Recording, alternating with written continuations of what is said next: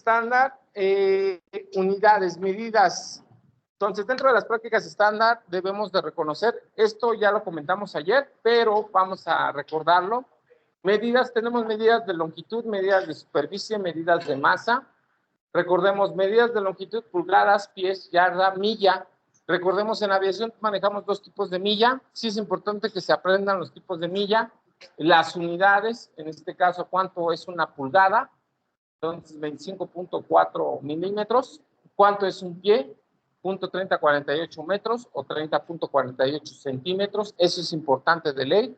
Lógicamente, pues también saber las conversiones, transformar de pulgadas a metros, etcétera. ¿Sale?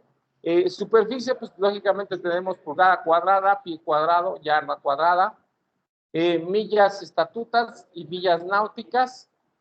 Masa, manejamos libras. En este caso, cuando nosotros hacemos el peso y balance de la aeronave, algunas aeronaves las tenemos que calcular en unidades de libra y algunas otras con kilogramos. Actualmente ya los aviones, la gran mayoría son en kilogramos, ¿vale? Pero aviones viejitos como el MD, ¿qué sería?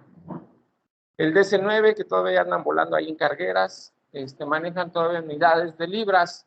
Entonces, básicamente es importante saber cuánto es una pulgada cuadrada, cuánto es un pie, cuánto es una milla. Tenemos dos tipos de milla. Entonces, ahorita vamos a mencionar. Medidas de longitud, de masa, volumen.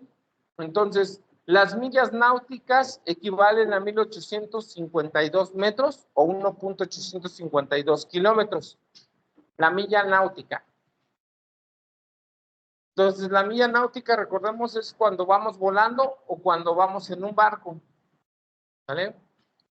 La milla terrestre es para medidas en este caso, en la Tierra, por ejemplo, cuando un meteorólogo dice el alcance visual de la pista. ¿Vale? Entonces, él dice, tengo 5 millas, millas estatutas. Equivale, entonces, una milla estatuta es lo mismo que una milla terrestre. Y equivale a 1.609 metros, o en otras palabras, 1.609 kilómetros. ¿Vale? Eso ya del ley lo tenemos que aprender. Un nudo es millas náuticas por hora. ¿Vale? Aquí tenemos un nudo en pies por hora, son 6.080. Un nudo en kilómetros por hora son 8.532. Y un nudo normal, que es millas náuticas por hora, es 1.151 millas por hora, ¿vale? Entonces es importante que nos aprendamos estas unidades, más que nada para la navegación.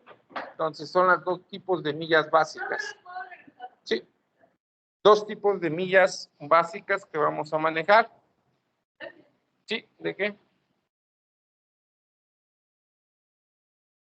Dentro de las conversiones también tenemos que manejar dos tipos de temperaturas, grados centígrados, grados Fahrenheit y hasta cierto punto grados Kelvin.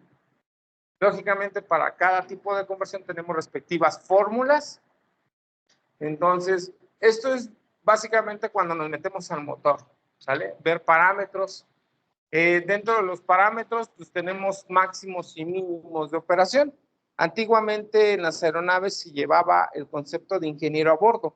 El ingeniero a bordo era una persona que no necesariamente era ingeniero, podía ser ingeniero, podía ser piloto, podía ser mecánico, que iba monitoreando todos los instrumentos.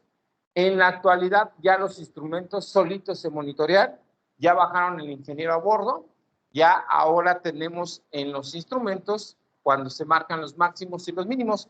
Y la propia electrónica o la propia aviónica ahora garantiza que cuando se van a rangos máximos, el propio avión corrige o le genera una alerta para que el capitán lo corrija.